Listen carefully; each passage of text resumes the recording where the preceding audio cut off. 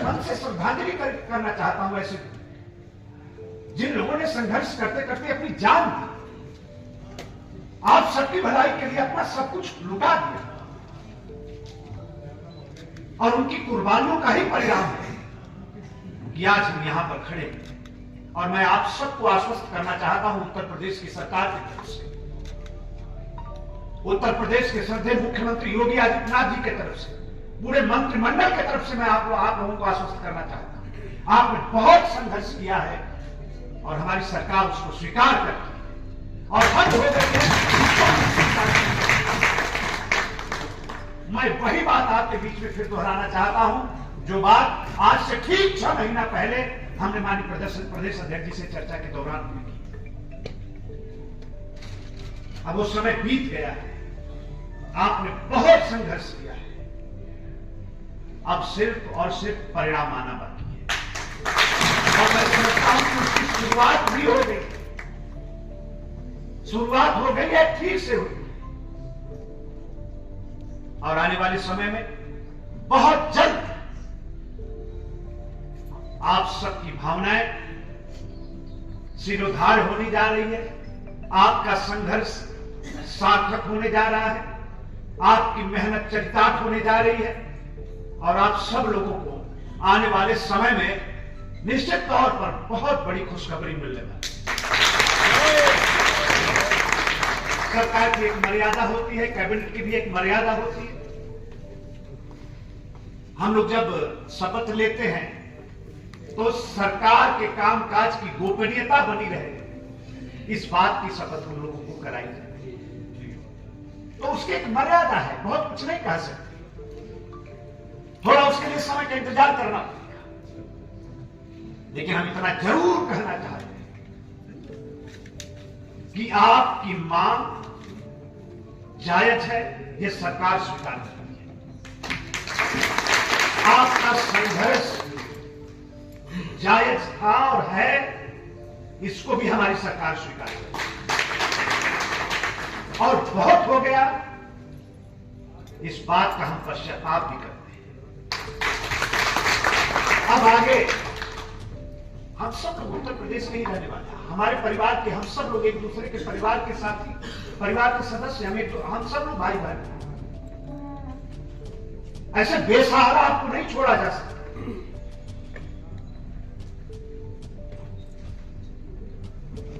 और इसलिए समय कम है, जैसा माननीय प्रदेश अध्यक्ष जी कह रहे हैं, अभी मुझे 2-3 मीटिंग करनी है, और आज की ही बैठक की चर्चा श्रद्धेय मुख्यमंत्री जी से मुझे आज शाम को ही करनी है।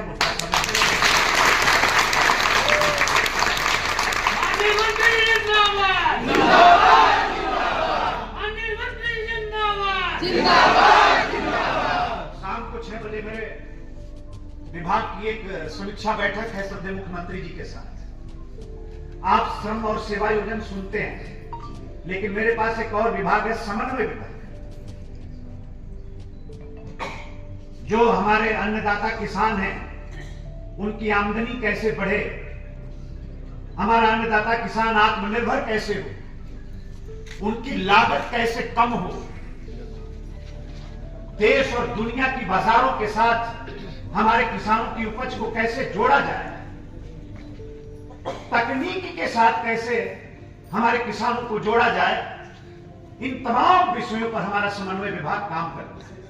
आज उसकी समीक्षा बैठक श्रद्धेय मुख्यमंत्री जी ने 6 बजे शाम को बुलाई है, तो अच्छा अवसर भी है, इसी बहाने मैं आप सब लोगों की भी बात करूंगा, आपकी बेटी की भी बात करूंगा,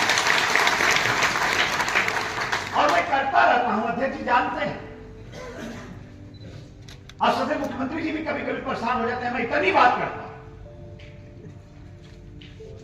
हमारी कोई भी ऐसी मुलाकात नहीं हुई होगी, आप जानते हैं हमेशा मुलाकात हुई, लेकिन 75% भेंट में मैं शिक्षा मित्र भाइयों के बारे में, बहनों के बारे में मैं जरूर चर्चा। तो आप सबको फिर उसके बाद हम लोगों को आज ही बिहार जाना है, वहां चुनाव है, आप सब लोग जानते हैं, पार्टी के आदेश होते हैं, संगठन के आदेश होते हैं, उसका पालन करना हम लोगों की नैतिक जिम्मेदारी। तो आज ही फिर मीटिंग के बाद हमें बिहार ही जाना है, अभी उससे पहले तमाम मीटिंगें लगी हुई हैं। मैं उम्मीद करता हूं कि आगे बहुत जल्द हम सब लोग इसी तरीके से मिलेंगे। और कोई जरूरी नहीं है, हमसे जब माननीय प्रदेश अध्यक्ष जी ने कहा, अमृत भाई ने, तो मैंने कहा कि सचिवालय के अंदर बैठते हैं। पहले हमने मीटिंग तय की, बगल में बाप भवन है, वहां का एक सभागार है। फिर बाद में मेरे मन में आया ये तिलक हाल बहुत ऐतिहासिक है, ये सभागार मामूली सभागार नहीं। इसी मंच पर जहां माननीय प्रदेश अध्यक्ष जी बैठे हैं, हमारे संगठन के तमाम पदाधिकारी बैठे हैं, इस मंच पर देश के प्रधानमंत्री बैठ चुके हैं और इस मंच पर राष्ट्रपति महोदय बैठ चुके हैं। माननीय मुख्यमंत्री तो हर माननीय मुख्यमंत्री इस मंच पे जरूर आते हैं, पूरा मंत्रिमंडल यहां बैठता है, गंभीर विषयों पर यहां चर्चा होती है। तो हम लोग तो ऊपर वाले को मानने वाले लोग हैं, स्थान समय का बहुत महत्व होता है और इस स्थान पर बैठकर संगठन ने जो इतनी लंबी लड़ाई लड़ी और इतनी बड़ी जो आप सब लोगों की भावना है वो फलीभूत हो सके, मैंने सोचा कि तिलक सभागार हाल में हम लोग बैठते हैं, चर्चा करते हैं, हो सकता है कुछ स्थान का भी आशीर्वाद मिल जाए जल्दी से। तो इसलिए हम लोग आज यहाँ पर बैठे हैं। आज सच में मेरे पास समय बहुत कम है, बहुत मन था, बहुत बात। हमारे गिरिजन जनपद के लोग भी पीछे बैठे हैं, हमारे कर्मभूमि के माननीय प्रदेश अध्यक्ष जी हैं और भी तमाम साथी कर बैठे। पूरे उत्तर प्रदेश के आप सब हमारे गुरुजन आए हैं, इससे बड़ा सौभाग्य क्या हो सकता। अध्यक्ष जी कह रहे थे कि भगवान से भी बड़ा स्थान है और गुरुओं का तो ऐसा सम्मान मैं समझता हूं कि हमारे गृह जनपद वाले, बनारस वाले जानते हैं। हमारी बहनों की शादी होती है तो पति का नाम अपने हाथ पर लिखा है और मेरे हाथ पर देखेंगे तो मेरे गुरु का नाम है। तो ये तो बहुत बड़ा, ये पुण्य का काम है। पता नहीं कैसे प्रदेश अध्यक्ष जी ने हमसे चर्चा की और भी संगठन के लोग हमसे मिलते रहते हैं, आपके और भी संगठन के लोग हमसे मिलते हैं, उन लोगों से भी चर्चा हो। लेकिन किसी न किसी बहाने अगर गुरुओं की सेवा करने का अगर सौभाग्य मिल रहा है तो मैं समझता हूं कि ये ऐसे ही नहीं मिलता।